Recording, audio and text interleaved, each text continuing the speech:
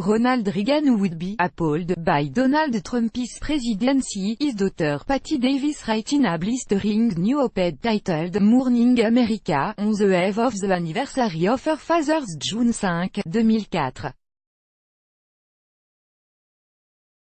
Davis has penned an opinion piece in the Washington Post, in which she writes that Reagan would be pretty horrified at where we've come to, a nation.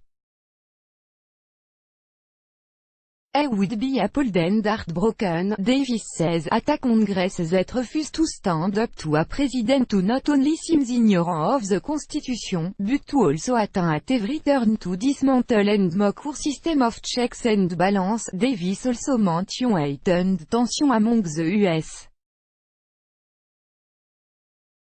and other world powers on Monday. A new report surfaced of a bad phone call Trump allegedly had with French President Emmanuel Macron following his decision to slap aluminum and steel tariffs on US. Ali, it was terrible, an unnamed source told CNN. Macron thought he would be able to speak his mind, based on the relationship. But Trump can't handle being criticized like that. Davis writes that her father would plead with Americans to recognize that the caustic, destructive language emanating from our current president is sullying the dream that America once was, and, in a time of increased tension in the world, playing verbal Russian roulette is not leadership, she continued. It's madness. The former first daughter also alluded to Trump's ongoing attacks on the American news media, which she constantly accused of running fake news stories.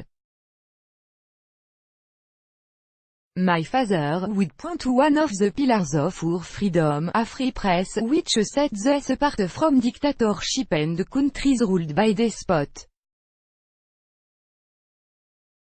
I didn't always like the press, no president does, but the idea of relentlessly attacking the media as the enemy would never have occurred to him, Davis adds. And if someone else had done so, I wouldn't have tolerated it. Davis also points fingers to the Trump administration's heated war on immigration. The president infamously kicked off his 2016 presidential campaign with a racially charged attack aimed at Mexican people. They're bringing drugs. They're bringing crime, Trump declared. They're rapist. Reagan would ask us to think about the Statue of Liberty and the light she holds for immigrants coming to America for a better life. Immigrants like his ancestors, who persevered despite prejudice and cynicism that read no Irish or dogs allowed, Davis continued. There is a difference between immigration laws and cruelty.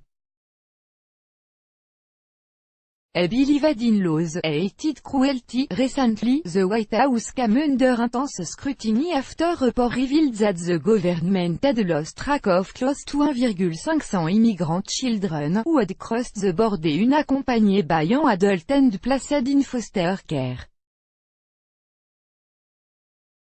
HHS Deputy Secretary Eric Gargan publicly disputed the allegation by insisting the minors were not lost, but rather could not be reached.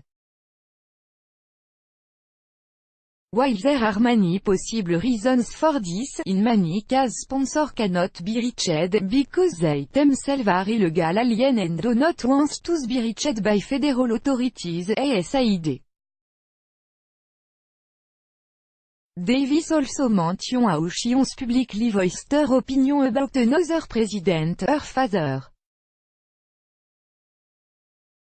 She famously rebelled against the Reagan administration by participating in demonstrations against the build-up of nuclear weapons. My strident protest against some of my father's policies definitely got his attention, which was what he intended, Davis writes, but they also wounded him, which was not my intention. She also noted she was eventually able to sit with him and tell